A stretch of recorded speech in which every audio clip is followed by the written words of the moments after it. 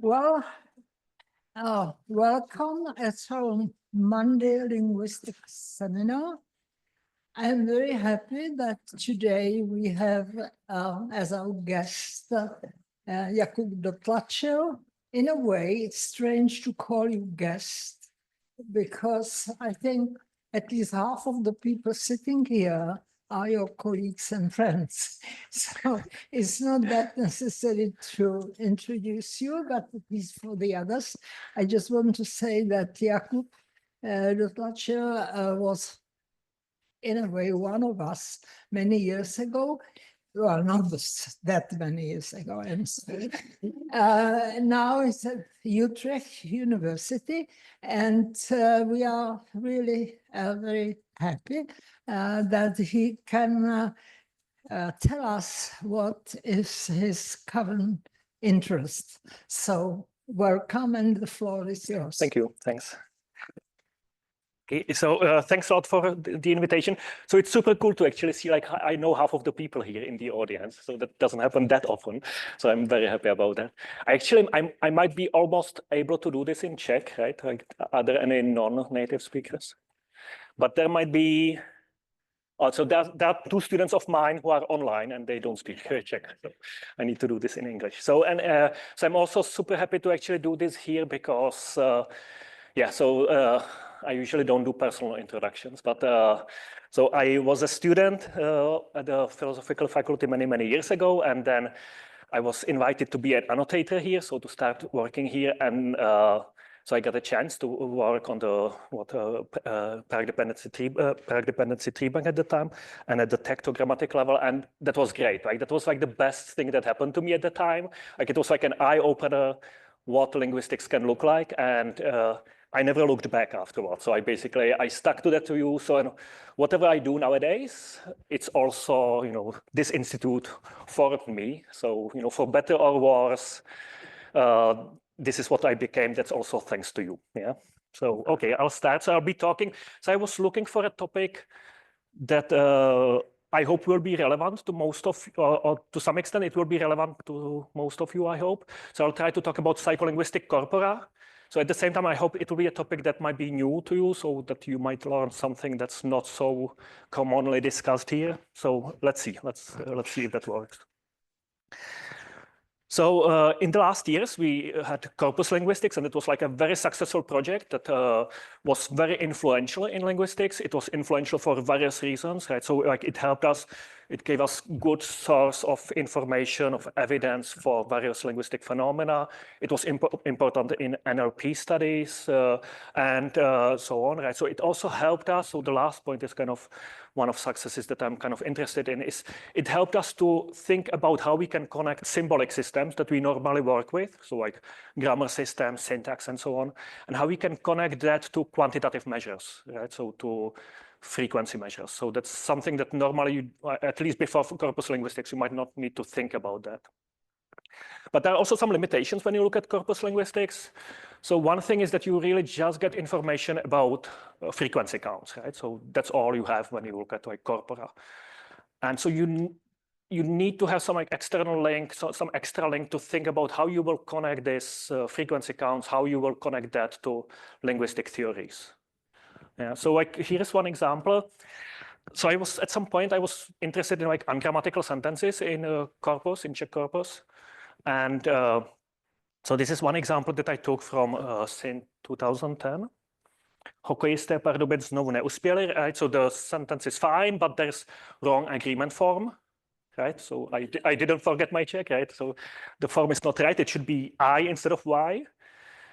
And so I was kind of interested in, like, how often you can find these cases, and it turns out that it's actually somehow more common that you see these cases when you. So I looked at this, like the effect of wrong female form appearing in the agreement, and then I was checking, like, does it happen more often when you have the female plural in the same sentence? And it seems that there is some kind of interference there, that it happens much more often when you have female plural form in the same sentence or not. But like this was just like a frequency count. So that's all information I had. And I was thinking like, I really wish I would know what language users think about this construction. So do they even notice that there's something wrong? Like if you ask them to read it, would they notice that this is not right? You know, so things like that. And that's something that you really cannot get out of corpus, right? Like you just know frequency counts and that's it. So there is like different, very successful stream of linguistics in the last 20, 30 years or so. And that's experimental psycholinguistics. And so that gave us very good tools to measure things like cognitive load or to think about like processing time. So the time it will take to process a word or a sentence, things like that. It's also been quite successful in like explaining how we can take linguistic theories and connect that to various measures, like behavioral measures, neural measures, things like that. But there's also some limitations to psycholinguistics, and that is, so it's experiment-based, right? So you need to make an experiment, you collect data, and you are done then. And that means, so on one hand, it's quite costly. So like, let's say you would now be interested in, you know, studying whether some EEG effect is present in agreement, for example. You have to hope that someone already collected the data. If not, then unless you are ready to spend next year doing that, right, you are hopeless, right? Like you will really have to invest a lot of time into, you know, getting that information. So it's pretty costly to connect good data.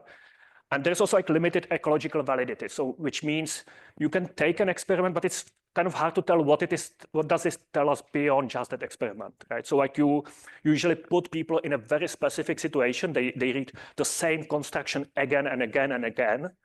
And so you don't know, you know, so then you get some kind of response and you don't know, would they react the same way if they, you know, if they just saw like a newspaper text, like, you know, like outside of this standard design. Right, so that kind of limits the ecological validity of this thing. And also, but that's more for like theoretical reasons. So there is not that much connection beyond syntax. So somehow it was, so, you know, syntax was quite influential in psycholinguistics, but not things beyond syntax. And beyond syntax, I mean here like semantics, yeah. So here's my talk. So I'll be talking about things that actually connect these two lines of research. So I will talk about psycholinguistic corpus research. And I'll talk about one specific instance of that. So I'll talk about semantic annotations of psycholinguistic corpus. And then we will look at some case studies. So I'll tell you about some case studies. So examples, what you can learn from doing this kind of work. Yeah. I want to say you can actually also ask questions during the talk. So that's fine. You know, especially clarification questions, just go ahead and ask. And like bigger question, and then I might say, you know, let's leave that for later. Yeah. So any questions? Okay. You follow me, right? Like, yeah? Okay. Okay, so psycholinguistic corpus research. So we have quite a few corpora that are, you know, so that are psycholinguistic corpora. So here's the list of those corpora. I tried to organize them, you know, from the oldest one. So this is the oldest one, Dundee, to the newest one, Seller. So that's just from this year. And so when we look at these psycholinguistic corpora, so these are corpora where you would have text, but at the same time, we would collect behavioral and neural measures on people reading those texts. Yeah. So you can collect various measures. So normally what we collect are these. So so we either collect eye tracking measure. So you would have eye tracking information about, you know, about reading. SPR is self-paced reading. So that's, I'll explain that in a second, what that's. Self-paced reading is the second one. So that's like you measure how much time people spend per word. I'll give an example in a second. Or you can have EEG. So some of these corpora collect EEG information. Yeah. So you can see that these corpora are quite small, right? So from the perspective of what people normally do, you might not even call this corpus, right? So like, you know, like it's around 50,000, you know, something like that. So they're quite small.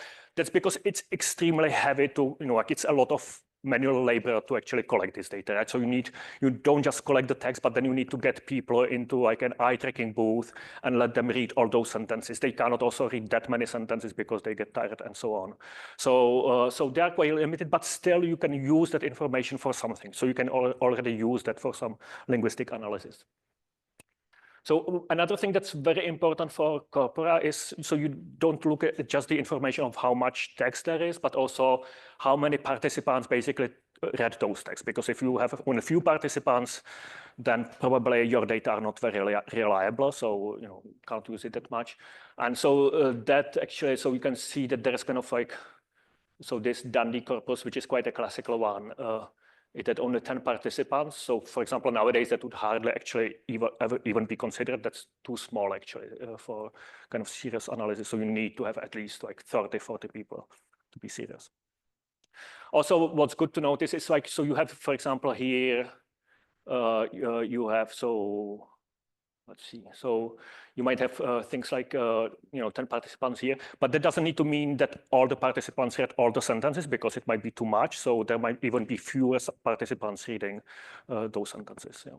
So there are some exceptions. So UCL corpus, which I will be talking about mostly, these people actually read the whole corpus because the corpus is not so big. And that's also true for Geeko corpus because it's relatively big, but it's one book. So this was Hercule Poirot, Agatha Christie's Hercule Poirot, they read the whole book. So you have the eye tracking information for the whole book, basically for all the participants. And this is like L1 and L2 because you had native speakers and non-native speakers reading English version and then also Dutch version. This was collected in Belgium. Okay, so just let me tell you a bit about those methods that we use to collect this kind of data. So this is self-paced reading, what it looks like. So in self-paced reading, you get to the screen, but you only get to see one word at a time, and you have to press a key to get to the next word. So you would read the, then you press a key, you would get night, attacked, and so on. Yeah, and so we collect people's reaction times on each word. And then so we have that information. So that basically tells us about their processing time for each word, right? So how much time they needed to process each word. And there's like this hypothesis that when a word, or it's maybe not even a hypothesis, so that's quite a known finding that when a word is difficult to process, reading times increase, so they go up. Yeah.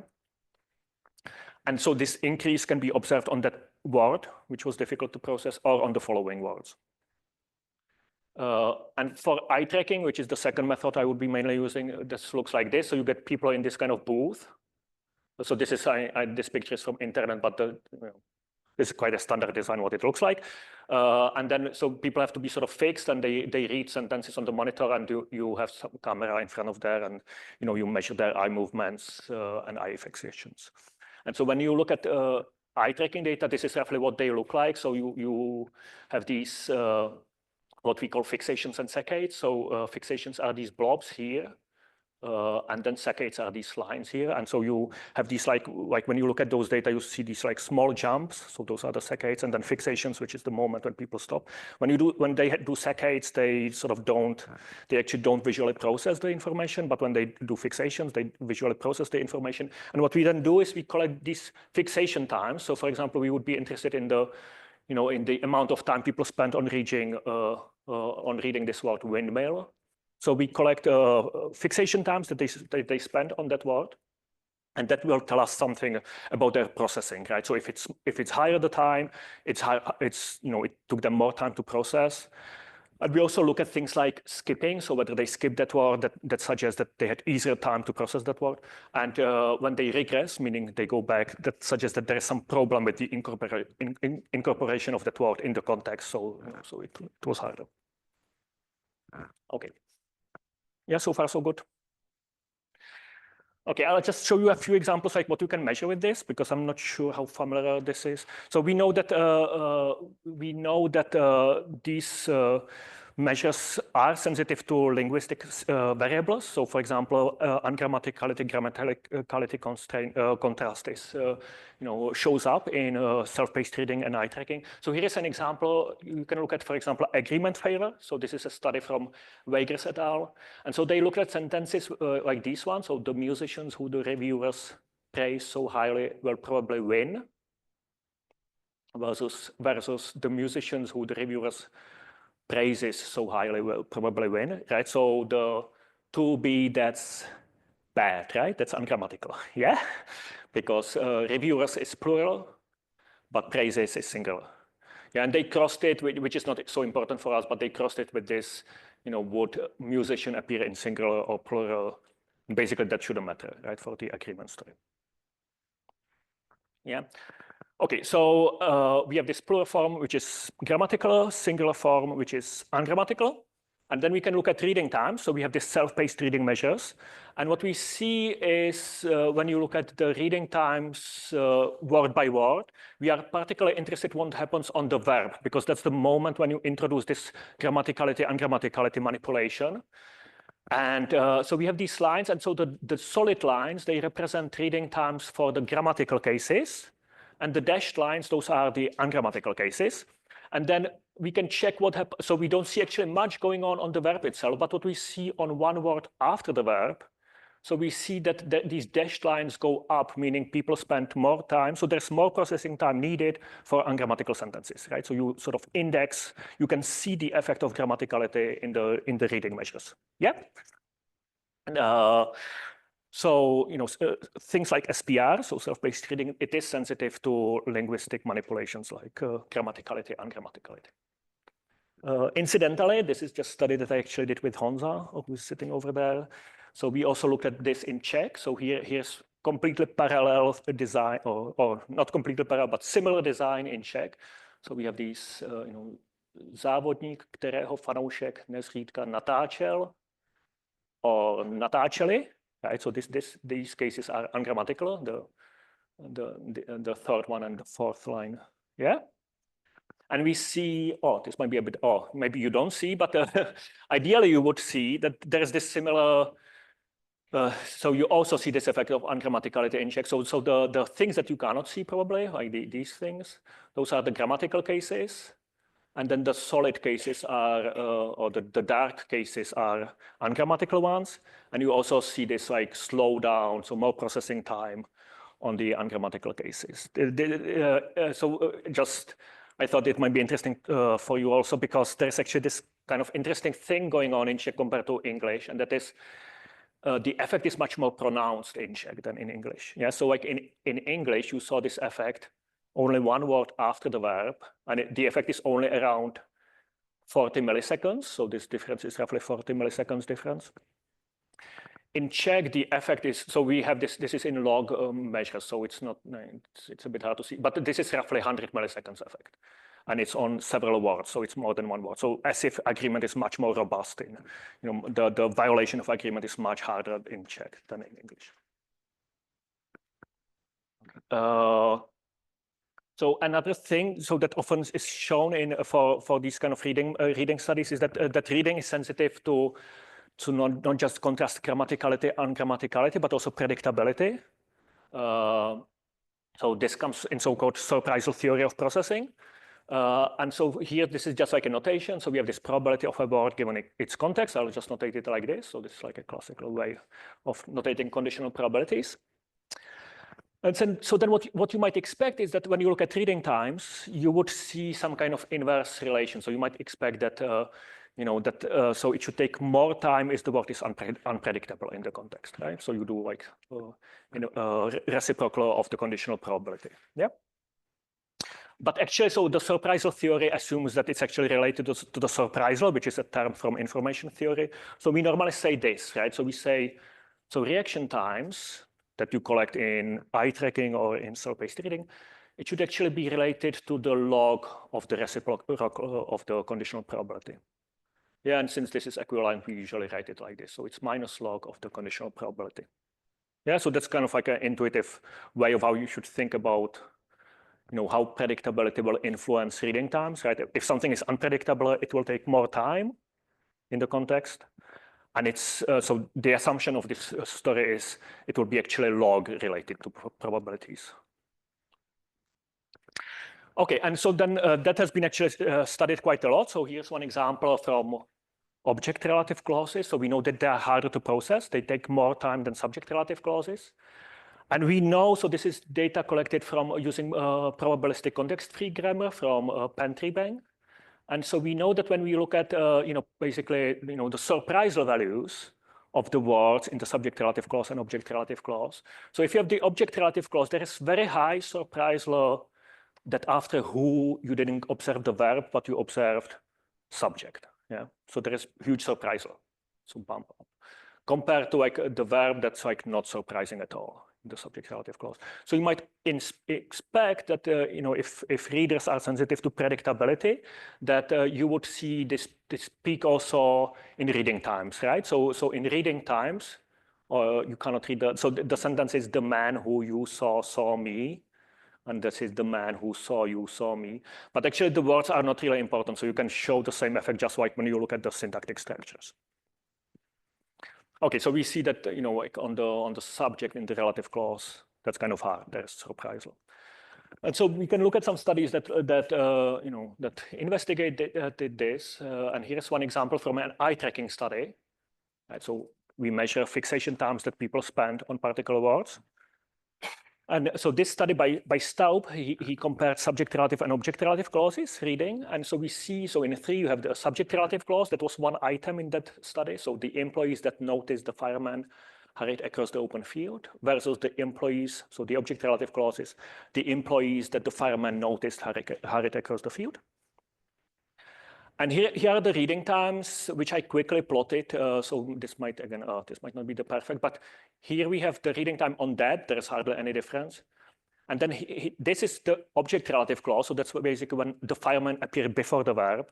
And you see this, you know, like this takes more time compared to when you just continue with the verb directly and continue with the object. Yeah, so there is this bump again, as predicted by the surprisal theory. Yes? Clear? Okay, but this is just like this is you know, there was basically like we didn't see very direct connection, right? So you could think, okay, so like you might predict this also not just assuming surprisal, but just like looking at probabilities directly. So is this really like, should it really be surprisal, the connection? So people looked at corpora, like eye tracking and self-paced reading corpora, which you now know, right? So you know what that is. And and they checked, so how good is the relation when we measure the conditional probability and when we match it to reading time data? Yeah. And so this is what they found. So on the x-axis, you have the probability of a word in the context. And on the y-axis, you have basically the slowdown of those words. And you basically see perfect you know, inverse like log relation between those. Yeah. So this is for the eye tracking data. This is for the self-paced reading data. Right? So this is this like typical hockey stick type of graph that's like, you know, that's typical for log. Here is maybe a bit nicer graph. So this puts on the x-axis, I put the probabilities, so the conditional probabilities, but in the log scale, and on the y-axis, I keep it the same. So then you would expect linear relation between those two, and you basically get perfect, very good linear relation. Right, so that's kind of nice support for this surprisal theory, showing that reading times are sensitive to predictability. Right, so that's something that might be like a linguistic concept, and you can see it back in reading measures. But crucially, so surprisal is not enough. It cannot explain all the data. That's important for what I'm telling you here. And why is that? So the reason is, if you just needed surprisal, basically you could just do corpus linguistics only, because you would be able to measure surprisal from that, and that would basically be perfect explanation of reading time data. But it's not. So there is something more to reading time than just surprisal. You cannot just rely on surprisal. And we actually already saw that in some of those data. So like when we look at this object relative clause prediction. So I told you that there is this high surprisal on the subject, right? So there is this high surprisal, high peak here. But actually the verb afterwards, it's extremely predictable. So it's very easy to predict, yeah. But so you would expect that basically reading times on the verb, then, you know, in the object relative clause, they sort of go down. You know, it's very easy to read, but that's not what we see. So we actually see when you look at the verb, which is here, so notice. So in the object relative clause, which are these red points, it takes actually more time to read the verb than in the subject relative clause. Right? So that's something that's not explained by the surprisal theory, and that suggests that there's something more, you know, to reading time data than just plain surprisal. So, you know, you cannot just rely, say, on frequencies from the corpus to learn this information. Yeah. And so so one reaction you might have is, I mean, these are kind of silly models. So this is just a model that basically collects some information from pen tree bank, and that's it. So nothing more. So you might say, okay, so maybe like better models would get us better. So if we have better models, they would get actually better predictions. But that does not actually seem to be going on. So actually, you can take surprisal values also from large language models. Right, so that's actually quite simple because large language models are actually designed to predict the next word, the probability of the next word. So you can just calculate surprisal out of that. And it was the case that actually the models were actually getting better at predicting reading time data until GPT-2, and then they broke down. So after GPT-2, so the models actually are still better at sort of doing linguistic, I don't know, like talking to us, but they start getting worse and worse at predicting behavioral and neural data.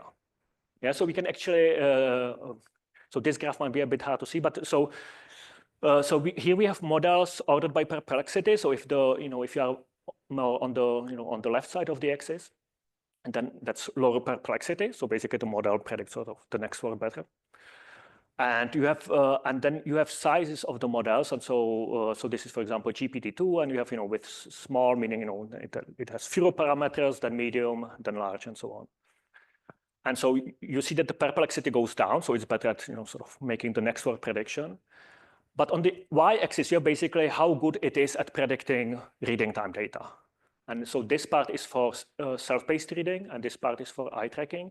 And you basically what you see is you see basically this going down, meaning the bigger models are actually worse at predicting reading time data. Yeah. So there are some stories why this might be going on, but we so far don't know exactly why this is. But we see basically that they are less and less human-like in that respect. Yeah. Yeah, less and less human-like in this respect, right? They don't show the behavioral measures you might expect. So less than smaller models, actually. Yeah. Any questions about this? Oh. Okay, so to sum up a bit, so I talked about these reading measures. We saw that they are sensitive to linguistic variables like grammaticality, ungrammaticality, and also predictability. Crucially, they are just not, so reading measures are not just the same as the next word predictability. They cannot be collapsed to that. So that means also we just cannot collect, like there's more to it than just collecting, say, frequencies from the corpora to understand reading. So if we combine corpus linguistics with these studies, then reading measures could be useful because they can potentially tell us something about, so they can give us extra information for linguistics. And also, so linguistic property, so this is more like an outlook, but I didn't really talk about this. But the linguistic theories can also shed some light on properties of reading, right? So if we see that these theories are, so these measures are related to linguistic systems, then linguistic systems ideally would also tell us something about the properties of reading. Yeah. So with that, I'll talk a bit about what I've been doing. So with this semantic annotation of psycholinguistic corpus. So currently, most of these theories, they just focus on, most of these psycholinguistic theories or processing theories, they are syntax-based and they make just predictions about syntax. And we don't really have corpora for evaluation of semantic claims. And that's actually kind of not a nice situation because like yeah, so it's just not nice. So what we did is we enhanced, so we looked at the reading corpus that exists and we enhanced it with some lexical, semantic, syntactic, and discourse information. So I'll talk about this a bit more. So we looked at two corpora, two English reading corpora. We use this UCL corpus that I already mentioned before. So that's quite a small corpus. It has just 361 sentences. And we looked also at the natural stories corpus, which has been used quite a lot in psycholinguistics in recent years. And that's a corpus that has around 10,000 tokens. So the corpora include psycholinguistic measures. So they have self-paced reading times. So both of these corpora. And UCL corpus also has eye tracking information. Yeah, I already mentioned roughly these things. I'll move on. And so we did annotation for the whole UCL corpus, so the semantic annotation for the whole UCL corpus, and for one story of natural stories corpus. And we did annotations. I don't know how well known this is here, but we did annotations in the parallel meaning bank project. So this is a project that has been started in Groningen. I'll tell a bit more about it. And actually, all the annotations are accessible. So you can go to this website, and then you'll see like Explorer there, and there you put in information about like documents and sentences. And if you go there, you will see the annotations. But the corpus there is bigger. So this is just like one small part in that whole parallel meaning bank project, and you can look at other corpora as well. So first annotations was done automatically using parser and boxer. So boxer is like a system that they developed for automatic annotation of these using this PMB.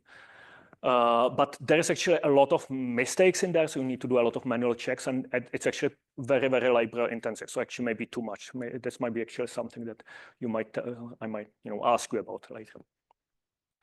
Okay, so I used some bachelor and master and PhD students. So we collaborated. I collaborated with some bachelor and master and PhD students. Some of these are listening, and they probably are angry at me right now.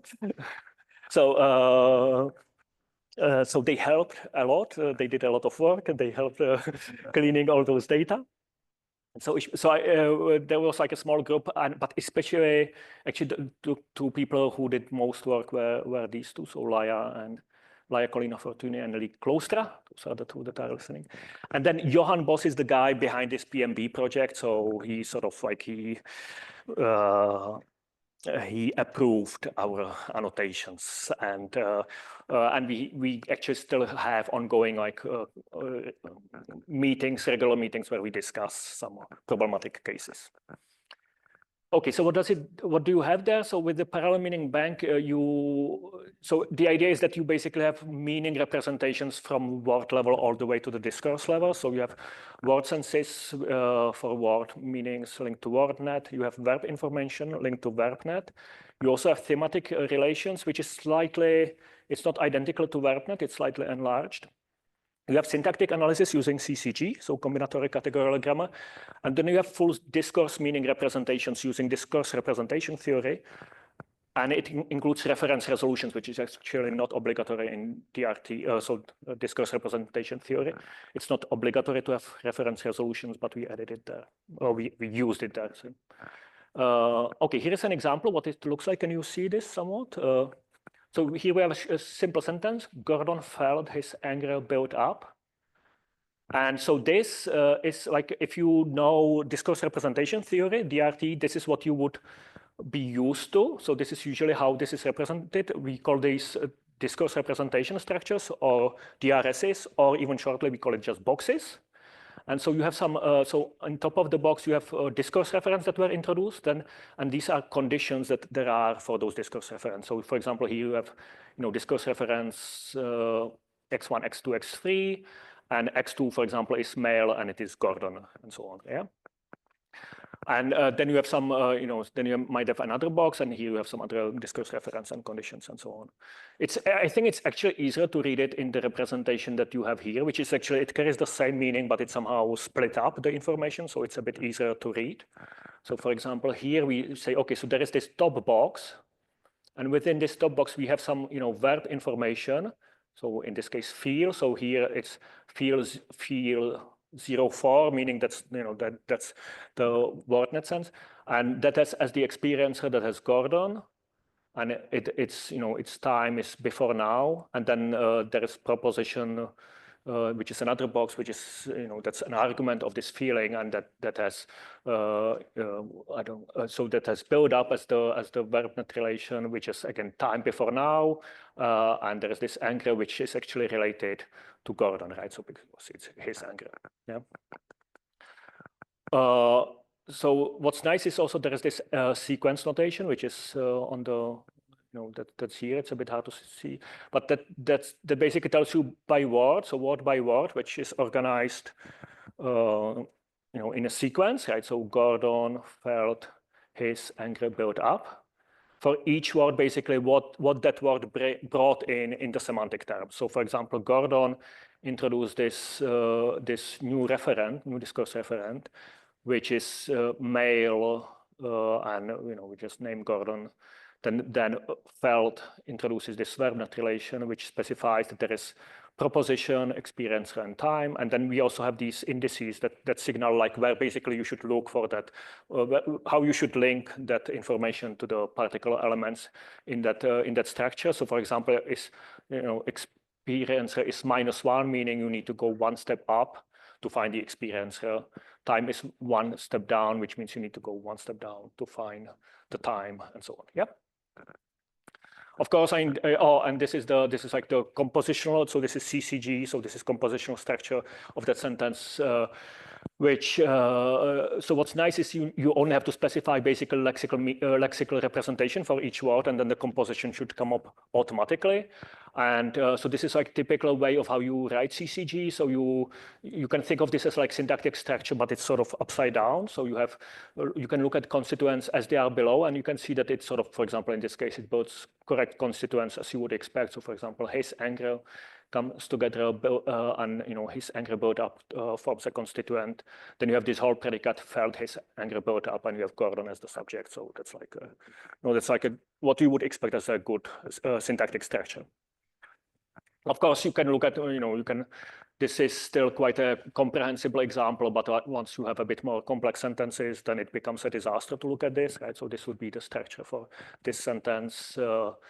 But still, like when you look at this sequence notation, it's actually quite readable, right? So for example, here we have now that he was master, and you can read this quite okay, right? So he introduces a discourse referent, specifies that that this theme you need to go one step up. There is co-theme, you need to go 2 steps down, and so on. Yeah. Okay. And then you have the full composition, which again, like this might look unwieldy, but it does make sense. I will not convince you about that. Just trust me. Okay, so what can we do with this? Yeah, so case studies. So what can we learn from psycholinguistics and semantics corpora? So I'll just tell you like 2 kind of simple case studies, how we can use it. We actually still look at other cases, how we might be using this in the future. So this is really, or maybe I can tell you. So when I was invited to give a talk, I was like thinking, I would like to give something new. So this is like very new. We actually finished kind of annotations like 2 weeks ago. So I was running these analyses just like last week. So these are just few case studies I have been thinking about, and there might be more, and maybe you can suggest something. Yeah, shall we go case studies? No questions? Okay. Okay, so I'll talk about 2 cases. So one is semantic interference, and the other one is DLT, dependency locality theory. So let's start with semantic interference. So I'll talk about the Fight Club effect. That's my name, so I made it up, the name. Right, so do you know, that might be a bit dated reference, but do you know Fight Club? Right, so there's this movie where there are, well, I won't spoil the movie for you, but there are these 2 characters, right? So, like when I watched the movie for the first time, I had very hard time to distinguish them from each other. And I think it's on purpose. They look very much alike, right? So you have this Brad Pitt right here, and Edward Norton here, right? And okay, no, so that was, yeah, so it's the other way around, right? So Brad Pitt is this guy, and Edward Norton is this guy, but they look very much alike, right? So like you sort of have hard time to recognize them, or I had hard time to recognize them, and that kind of like that was really like taxing for me in the movie, right? Like it's kind of difficult to sort of keep attention and sort of keep remembering, okay, who did what? Like was it this guy or was it that guy? Right. So then the twist comes, and like it wasn't a twist for me, right? It was just okay, sure.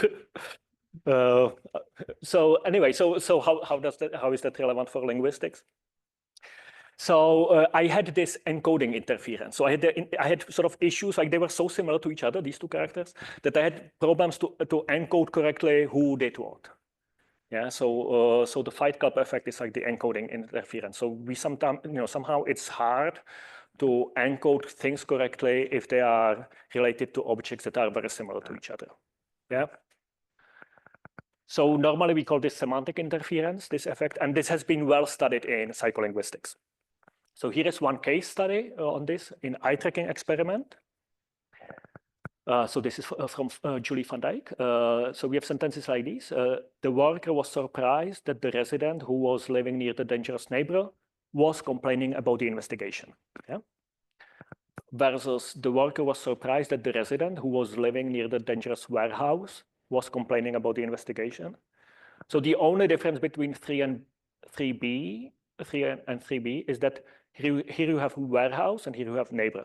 Yeah. And that difference has an effect on reading time. So it has an effect on reading times when you look at like the reading of the verb afterwards, so was complaining. So what you see that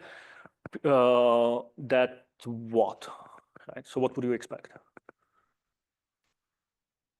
Which one should be harder? Which one should take?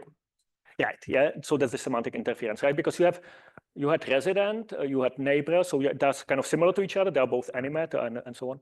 And then you get to the verb, and you are screwed, right? You have a harder time. And so this is actually what we see. So when we look at actually on the verb, we don't see it directly, but we see it shortly after. So we see on the word just after the verb, we basically see this semantic interference effect. So it takes more time in 3A condition to read that part than in 3B. Yeah, so there's like 50 milliseconds effect of that. Yeah. And so this has been actually quite well studied. This has been observed in Van Dijk, and it was confirmed in some meta-analysis.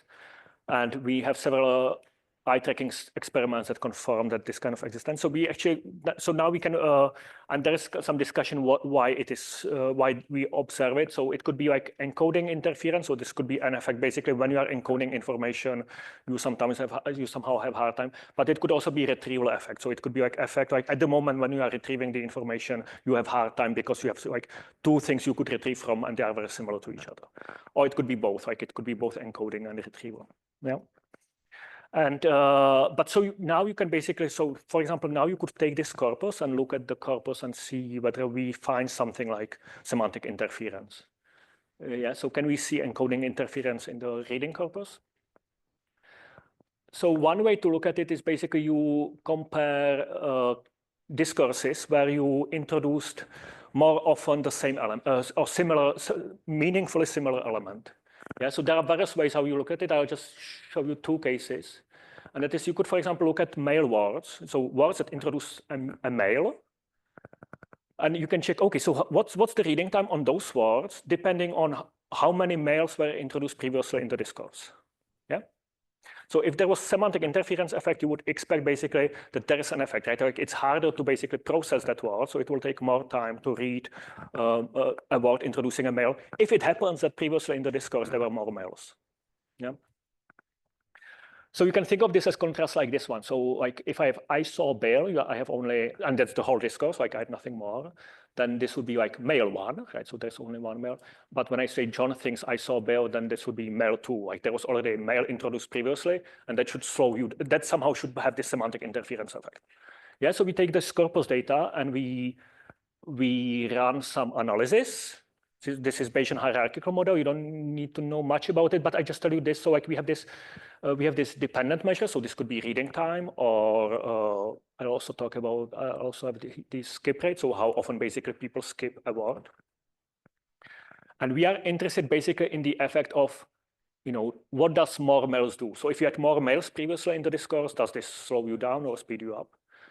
But in those models, you cannot just, like if you just stick in that variable, the issue is that you would have various covariates in your model, right? So you, for example, here, when I would just directly compare Bill and Bill in this case, I would have more words here, and that would also affect reading times. Yeah, so because the word appears later, that might mean that you read that word faster or slower. And this has nothing to do with more males, but it is just simply have to do something with the word position. So I need to include something like word position in the model as a covariate, as something like that I don't care about, but I have to have it present in the model. Also, I might have different, so words of different lengths. And again, that will affect reading time. So I need to include that also in the model. Frequency is known to affect reading of words, so I also need to include that as a covariate in the model. And this part is like random effect structure. If you don't know hierarchical models, just ignore that. Yeah. And so famously, like when you look at Bayesian models, what you are interested in is the posterior distribution. So basically, after the model saw the data, what did it learn? And so we can check it here. So what this is here, and then what we are interested in basically is posterior distribution of these parameters. So things like word length and mormels and so on. And we want to see, is it outside of 0 or is it crossing the 0? Yeah. And usually, like the sort of the rule of thumb, the basic cutoff point is that you need to have like 95% of the probability distribution should be outside of the 0. And so the 95%, so I plot here the whole posterior distribution. The 95% is like this part line, so under this curve, so roughly this thing. Yeah. And so, for example, we can check like, okay, so this mormels, what does it do on the skip rate? So like how often will you skip a word in reading if you had mormels introduced previously and you are just now going to look at the word, which is a male. Yeah. And we see the covariates do like normal thing that you would expect. So for example, the length of the word will affect skip rates in a way that you will skip that word less often. And that makes sense because the longer the word, the harder it is to skip with your fixations. Like you have to look at it. Frequency affects it in the opposite way. So if you have more frequent words, you kind of tend to skip that word more often. But crucially, so these are we basically don't care those much about those. But what we care about is these more males, and we see the negative effect. Meaning, like if you had more males previously, then the word mentioning male, you will be less likely to skip it. Yeah, so that's basically what the corpus tells us. So we can get that information out of it. We can also, for example, look at just reaction times. So we look at so basically how much time it will take you to read a word which introduced a male, depending on how many males you had before. And so we see again, so what we might expect that, like, if you had longer word, it also takes more time. That is not so surprising. But interestingly, also if you had like more males previously, then the male word will take more time to read. Yeah, and the same is true for self-paced reading. So there you also see if you had more males previously, then the word introducing a male will take more time. You can also look at it a little bit differently. So you can, for example, so this is another trick how you can think about this is, so you can look at this comparison of like, I will just count persons. And for example, I will check the second person. And is this introducing another male or not? And if it's introducing another male, then it's more likely that it will, it should take more time than otherwise. So you can think of this as like contrast between John saw Mary, where the second person does not introduce another male, versus John saw Bill when the second person does introduce another male. And you see like the same pattern. I will not go now through it in such detail, but what you can see here again for skipping rate, so people skip it less often when that second person is male, and they read it longer when that second person is male. Right? So the same pattern, what you would expect. Here's the same for self-paced reading. Again, when the second person is male, it takes more time, yeah, to read. Right, so this would support, so this would be like novel support for semantic encoding interference, something that's like not, in the corpus study, basically. Something that, as far as I know, has not been done before. And, this is just like, you could think of this other way. So for example, here's another way how you could study this encoding interference. So you could think, okay, so I want to know whether there is slowdown when I just look at entities. I want to check whether the second entity introduced is another person. So I would contrast things like John saw a book, where the second entity introduced is a book, and John saw a student, where the second entity is a person. Yeah. So again, I take this information out of that corpus. I check using like WordNet hypernym relations to find basically persons, right? And then I match it against the reading time data, and we see again nicely what. So we see when you look at skip rate, we see that people. So we see something similar as we saw before. If the word is longer, people skip it less often.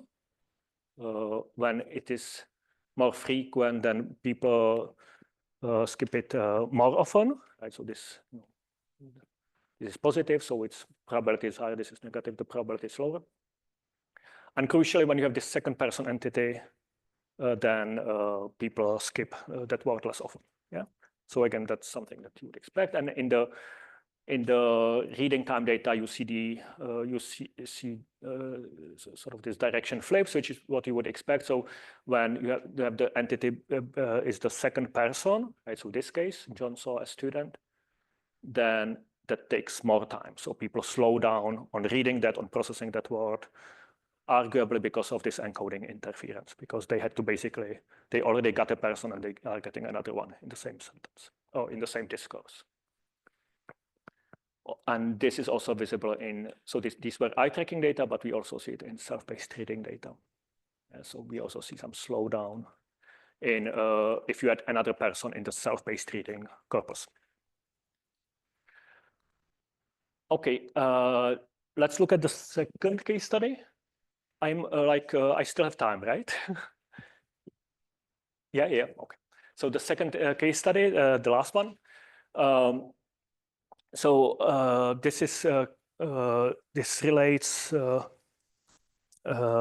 linguistics to studies of memory. So this has been a quite influential approach to connecting memory and language, and that's the dependency locality theory. So that says that like if you have, so you can measure something like an integration cost. So the cost it will take to integrate a word in the previous discourse, and you can measure it as you see here. So a number of new discourse referents introduced between an LMA A and the phrase it depends on will signal the integration cost, and the higher the integration cost there is, the more costly it is, so the harder it would be to process that word. So just to give you an example, if you have an object relative clause, so the student who the senator attacked, then this would at the moment of the verb you need to integrate the agent or the subject, right? And so according to the theory, that's 2 units of integration cost. So it's 2 units because you sort of need to go across 2 other discourse referents to get there. So one discourse referent is the event that was introduced by the verb attacked, and the other discourse referent is the senator that was introduced by the senator. Yeah. So this would be 2 units of integration cost. If you have the subject relative clause, the student who attacked the senator, that's according to the theory, it's 0 units of integration cost at this situation. And so the idea here is that basically like you are, I mean, you might, so you might actually expect it to be 1 because you have to go across the event introduced by the verb, but somehow in this theory, I will not go into detail, but they assume it's 0 because it's like right next to each other, and then you sort of ignore that one, like you just connect directly. Yeah. In either case, even if you assume this is 1, then there would still be a difference between those 2. And so the idea is then that like, when you look at this object relative clause, this should be harder to process because you have higher integration cost than when you have the subject relative clause.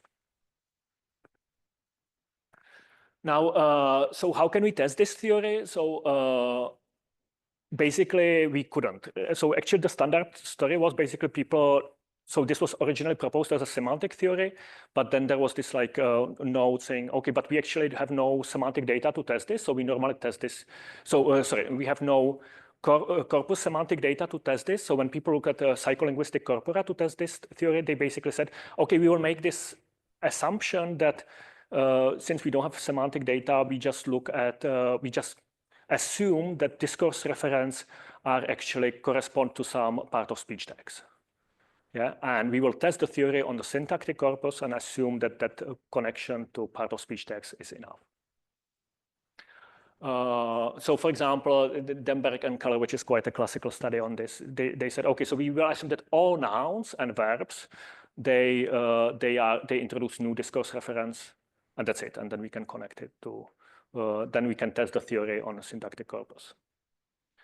But okay, but so now we can actually take this theory and test it directly on the semantic information just as it was proposed. So we don't need to make this shortcut anymore. So we can actually get this information from this sequence notation, which again, I'm sorry, but this is probably a bit hard to read. But okay, if you look at sentence like this one, so Anne lost control and laughed. So you have this, so you have these verbs which, they will act as role carriers, and so you will need to connect. So like lost will have to connect to some other arguments, right? And then the information we have here is also how far away that argument was. So for example, lost has agent, which is just like one step away, so that's Anne. And you need to go one step forward to get to the time. While laughed, in this case, so you will have agent going, you need to go 4 steps back to get to Anne. And crucially, actually now these steps, they're basically crossing discourse reference, because each line is basically introducing like a new discourse reference. It's introducing slightly more, but in most cases, you can ignore that. So in most cases, it's really just discourse reference that's being introduced here. So you can basically take this now, and so you can take this sequence notation, and from that you can distill the information about the distances to the arguments and check, how this dependency locality theory connects to reading time data. Yeah. And so we do that here, and so we look at look at reading time data in eye tracking, and we look at reading time data on the target word. And what do we see here? So we see again, so we have some covariates. Those are these 3. And so here we have, again, the 0 line. And if we are to the left, that means faster reading times. To the right, that's slower reading times. And so we see the effect of frequency. So, more frequent words are read faster. That's like covariate that you would expect. Word length, again, so like longer words are read slower, you would expect. But the integration cost, it's negative, meaning that if you have higher integration cost, so the argument that you have to integrate was, there were more discourse reference between the argument and the verb, that leads to faster reading times, which is the opposite than what the theory predicted. Yes? Interestingly, that was actually found before. So we actually have, this Demberg and Keller study that I mentioned that was done on syntax, they found exactly the same thing. So they found that the effect is opposite than what the theory predicts. But if you do the same trick that they did, namely you remove actually 0 distances from the study, which means you would actually remove distances where the argument was just like 1 step away. So for example, you don't count this as a case. So where it is just 1 step away, when it is local relation, you remove those data, and then you calculate the integration cost. You actually get what the dependency locality theory predicts. Yeah. So that means you basically get on covariates, you get a very similar pattern, but or you get a largely similar pattern. But for the integration cost, you see now slow down. So if you have higher integration cost, it takes more time, so it's harder to process that word, just as the theory would predict. Yeah. So that would be some sort of possible support for the DLT, for dependency locality theory, if you remove those 0 distances, if those are ignored. Okay, and that's actually really what I want to talk about. So I told you about these reading measures and why actually you might want to, why they might be interesting to look at, that they might tell you something about grammaticality and predictability. I talked about these discourse corpus annotations, so discourse corpus with reading measures, and then I talked about 2 case studies, so semantic interference and DLT integration cost. And so there are various things I'm thinking about, like where to go next with this. So in our project, so we can look at other claims, semantic claims for processing, so that might be interesting. We also might think of extending the annotation analysis. So for example, currently in PMB, you cannot do discourse relations, so you cannot annotate it for that, which might be, so I know that you guys are actually doing that for corpus, for discourse, so you annotate for discourse relations, so that might be interesting. And so I might consider, so it might be interesting maybe to talk about that. We might consider extending to other corpora because we currently don't have that much data. So we have only these, this relatively small corpus plus 1 story from another corpus. And we might also consider exploring other semantic frameworks. So I'm saying this because this was actually, so the annotation even though it might not look that way, it's actually very manually heavy. So even though you have this automatic parser and an automatic boxer, there's a lot of manual cleaning that needs to be done. And because this is a compositional system, it's actually very non-trivial to do the annotation. So that means you really have to have people who are well trained in linguistics and also in linguistics theories like CCG, which is maybe not currently super common. So other semantic frameworks that might be easier for annotation might be better in these cases. That's all. So I want to thank a lot to my collaborators. So they are listed here. And I got some support from Dutch granting agency. So that's this NVO thing, and from ERC. Thank you.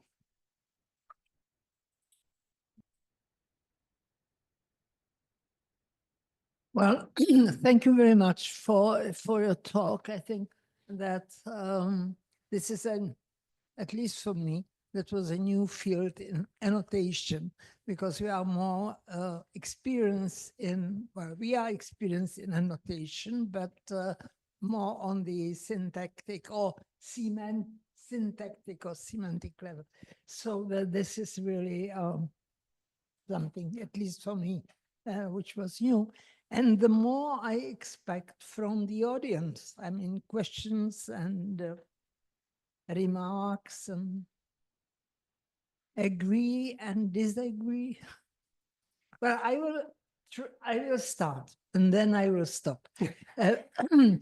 My question concerns multilinguality, because I think as for syntactic structures, there are predictions, or some linguists may claim that some of the syntactic relations are easier to comprehend or process in one language than in another language. And I would expect that this may also be one of the aspects which may be important for your investigation. So how far?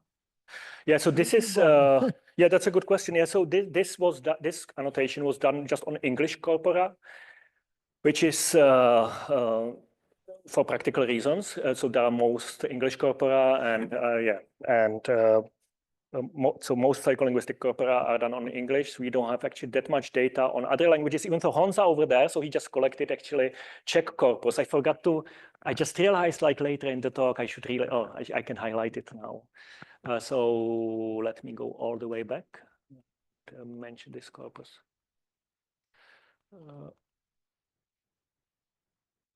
I'm almost there. Yes. So actually, all these corpora are English oriented. So they use English or yeah, so they actually use English, all of them. Apart from Hedge, so that's the corpus that Honza created.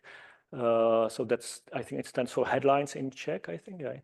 So it's like a collection of headlines, and then you have reading times on those headlines. And what's interesting is actually, so what's nice about it, so the corpus is not huge on the token side, but it has a lot of participants. So you have actually quite a lot of decent data on that. So that might be actually one way to investigate this. So it's, you know, like otherwise you really need to run those experiments to find whether there is difference between Czech and English, for example. But like with this kind of corpora, this gives you really a chance to basically compare constructions corpus by, you know, using those corpora. Someone collected the data for you, and you might check whether there might be difference in particular constructions you might be interested in.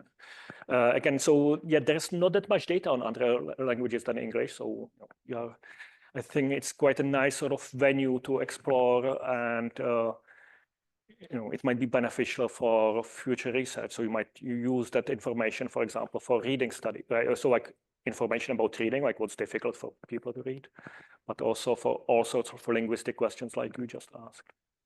Yeah. Okay, that wasn't a very direct answer to your question, so it was more like a pitch, but.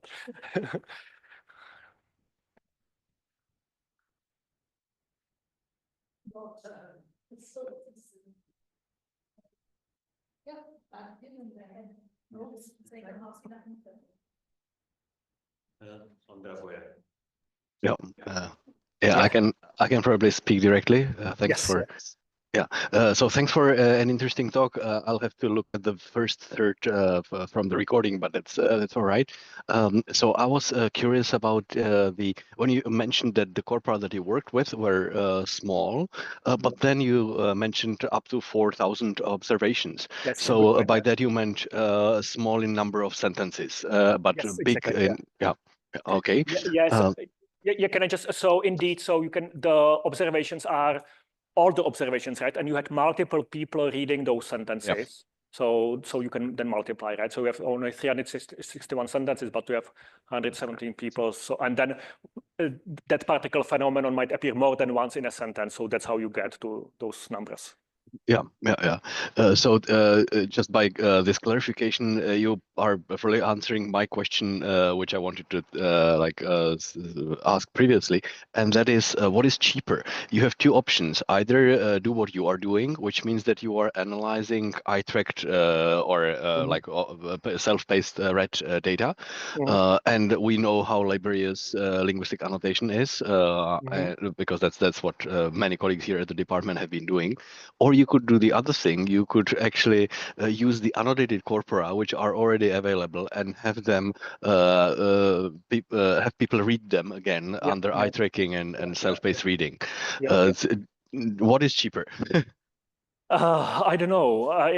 So that's a very good question. I don't really know. So maybe let me tell you just one thing. So what's interesting about this research is that often people, when they come up with a new corpus, they think about it differently than like corpus linguistics people. So like when you have corpus linguistics, people just bring a new corpus just for the sake of it, right? So to have more data. That's like very common strategy or not.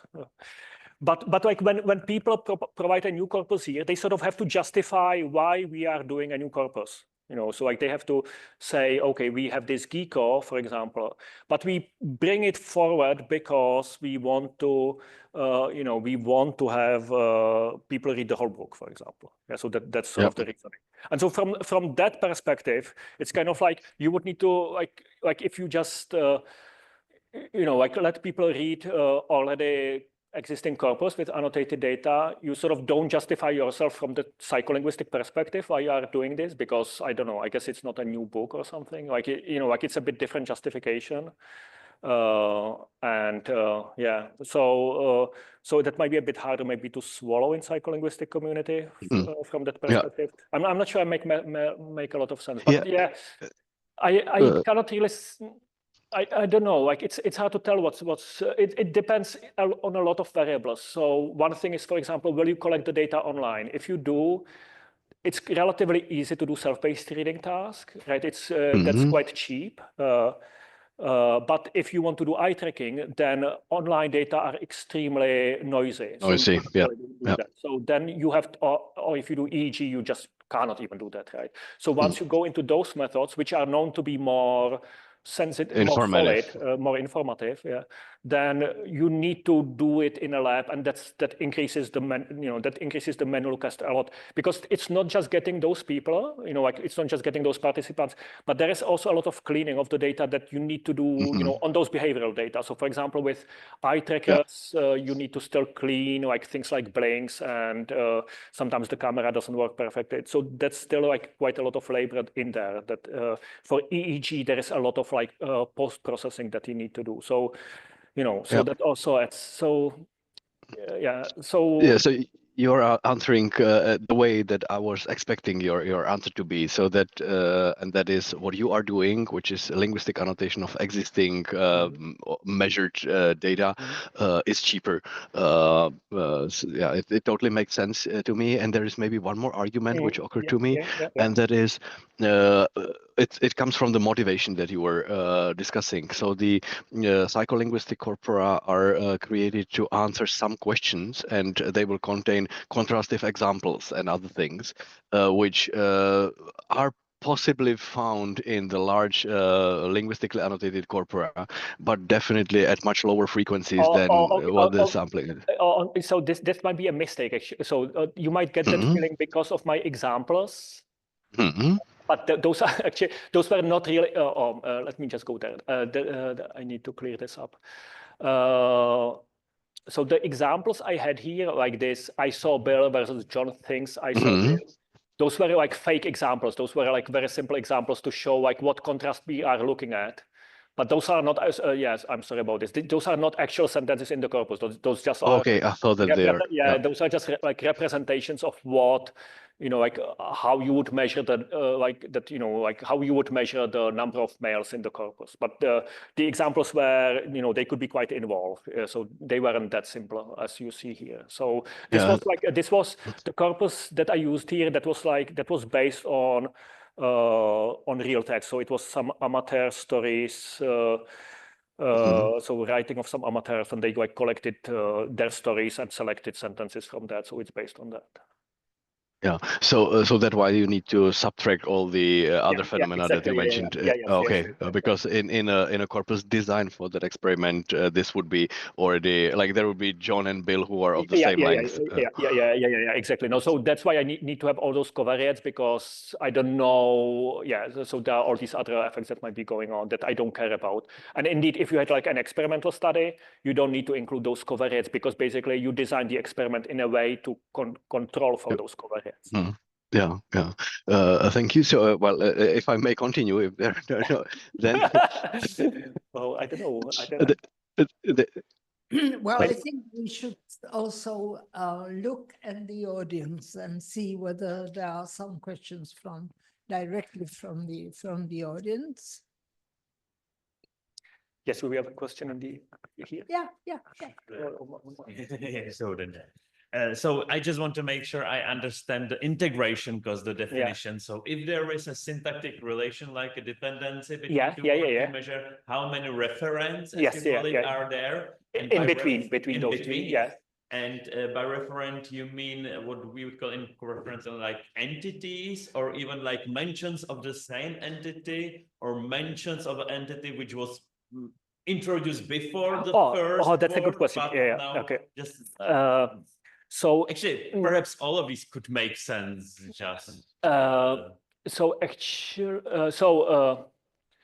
okay, there are, I think, two aspects to that question. So one is what Gibson assumed. So basically in that theory, it's assumed that if it's like an old entity, it doesn't count anymore. So it's only the new entities that you introduce. So if you, for example, had a pronoun between the, in the dependency, so there would be a pronoun sitting between, then that doesn't increase the integration cost. And that has been actually supported experimentally. So if you have like old referents, they don't really cost, they don't increase that integration. Yes, and that was basically my question. If you tried the alternative definitions and trying to find which one makes the highest correlation with the real reading times, that's a good. So I didn't try that. That would be a good follow-up. So here I basically really just took as a measurement. I just check, the steps that you need to have to the previous agent or whatever that role would be. And that in this case, it happened to, so it would actually also include old reference. So if you had an anaphor here, for example, that would also increase by 1 the reference. So in a way, that's not entirely representative of what the DLT would assume. So there is this. So in this analysis, basically, the old discourse referents also count as interveners. And then I have an advertisement and a comment, but I will try to be brief. Yeah. So the advertisement, if you want to, you said that you don't have actual access to this linguistic annotation. And if you want to go to also more languages than English, so we have now a co-reference corpora in the same format for many languages. So maybe it could be useful, although as Ondřej Bojra said, maybe the annotation with the reading time is more costly than re-annotating what you already have. And then the comment is that I would expect that there could be many more effects, like whether the dependency is projective or non-projective, whether it's the language where non-projectivity is common, like let's say classical Greek, or whether the reader is used to reading such complicated sentences. Maybe then even in a language where it is not so common, the reader would not have problems with reading it. So like whether these confounds don't make So I the guess, research. yeah. So I guess these were just English corpora. Here you hardly have any non-projectivity, right? So it's not that common, or I don't know, maybe you know better. Like I don't It think depends it's on the dependencies. yeah. So these are not super. Style you choose. So these are not super complex sentences. So I think I wouldn't really see it here much. Non-projectivity is quite a popular topic in psycholinguistics, or it used to be. Maybe it's not that much anymore. But people looked at the effect of non-projectivity, but not on the corpus level, so more on the like individual experiment level. I don't really remember the details, but yeah, I guess yeah, no, that's. Okay, but that's more like a syntactic question, right? So that's more relevant for syntax.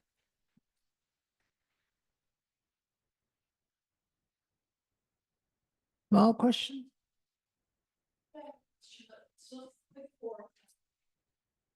So my question is about the participants. Who are those participants? Are they all like, I don't know, university students, for example? So these, the UCL. Sorry, and there's the second part. Yeah. Is there a lot of variation in how people process sentences? So this is called UCL corpus. So the reason it's called UCL because it was collected at UCL, so University's College of London, and all the participants were students in UCL. So it's just university students. That's not true for all corpora. So for example, this GECO corpus, that was on purpose compared like non-native speakers and native speakers, and that had some more varied population in there. I think maybe also this the one corpus that I mentioned, the Seller corpus, so the most recent one, which is like which is quite big. I think that also has more varied population. So that depends per corpus basically to some extent. The variation in population. So we know that plays. So there's a lot of variance in reading data. So like the age and so on, that also plays a role, but on its own also like reading data are just there's a lot of variance. Like even if you have the same population, say, there is quite a lot of variance. So they are famously quite noisy, these type of data. So even like so actually the Honza's corpus is quite nice for this because they even tested people on the same sentences the second time. And you do find even variance there, right? It's not like next time they will read the same way as they read the first time. They won't. Yeah, like you will see actually quite like differences there. The reason, so that's why you actually need so many participants, because if you have few, you are chasing just noise. So like it's very hard to know what you are looking at. The reason I'm asking is also because it's not entirely linguistic. I think what you can see there. Yeah, I mean. My experience speaking to people is that we really process language differently, specifically with when it comes to reference. Like, for example, if somebody makes a mistake and says he instead of she, I'm often stuck and I get confused. I don't know what the person is saying. Lots of speakers don't have that problem. And that's something about our minds, how we process reality, how seriously we take words, how much we like sort of like fill in where we have gaps. So I think it would reveal quite a lot also about how our minds work. Yeah. And I expect there will be a lot of variation.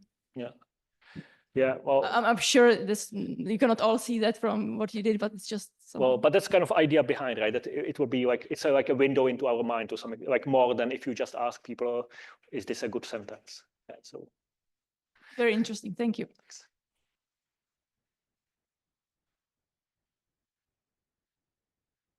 Yeah, there's.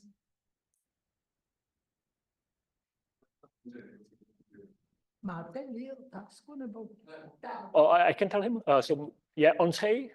I can continue. Thanks. If there are no questions from the room, that's of course that has priority. So I just had one more idea. When we were discussing what is cheaper, whether to annotate or iTrack or whatever existing corpora, the idea of synthesis. Is anyone in your team considering synthesizing, for example, the reading times using deep learning methods. And I just wanted to draw an attention to this area because some of my students, I think like 2 years ago, took part in a shared task where the goal was to synthesize these quantities. But I don't. What's your take on this?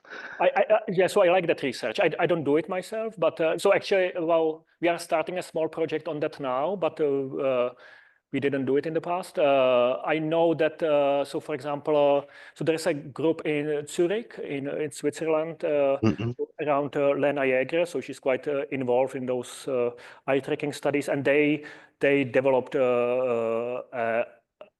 a synthesizer of reading time data, which they call like, it's like the perfect human, like it's like perfect average, like it reads like perfectly as average person should read. So yeah, no, so I think that's like also one way to progress. But of course, so one thing is that I don't know how much data it was trained on. Like I don't know how validated these kind of approaches are. So I need to look more into it. I don't know. Maybe you know more about this. Like not really. I think that the validation has to be kind of mutual. So with all your case studies, you would be validating whether in the known things these synthesized data behave as humans do. So that there will be like an endless loop across this. Thanks. So I'll finish with another advertisement, and that's on the 2 small data sets that we created. So we have that's already like phrase-based machine translation many years ago. So old translation systems, they have been evaluated by people looking at the source sentence, the reference translation created by humans, and also 5 candidate translations from poor machine translation systems compared to the current ones. But we have this data sets of eye tracking, and we have another thing which is called EMMT, like eye track multimodal multilingual corpus. So if you are aware of that, that is 40 subjects, and they were reading a sentence, translating it from English into Czech, then seeing an image which was related or not related to the sentence, and they were either improving or keeping the translation as it was. So we would be. I'll send the pointers to this, and we'll be very happy if anybody used that. So there is some multilingual data sets that we have even contributed to. Yeah, thanks a lot. No, this would actually sound quite interesting also for the future of our project. So we have some part where we look at multimodality, and yeah, that would be quite relevant. Yeah, thanks. Yeah, thank you. Well, there is no one over there. Any questions? No. Well, once again, thank you very much. It was very nice to have you here again. And I do hope, I don't know when you were here years ago or months? Like when I worked here as an annotator, 2002, I think. Okay, so I do hope that it will not last. It will be shorter. Before you come back, you will be most welcome. Thanks Thank a lot. you. Yeah. Thank you very much. Yeah. And for the audience, next Monday, next Linguistic Monday, the talk will be given by Jiří Kocián. And in a way, we will stay with discourse and questions around it. So you are most welcome. So thanks again. Yeah, thank you.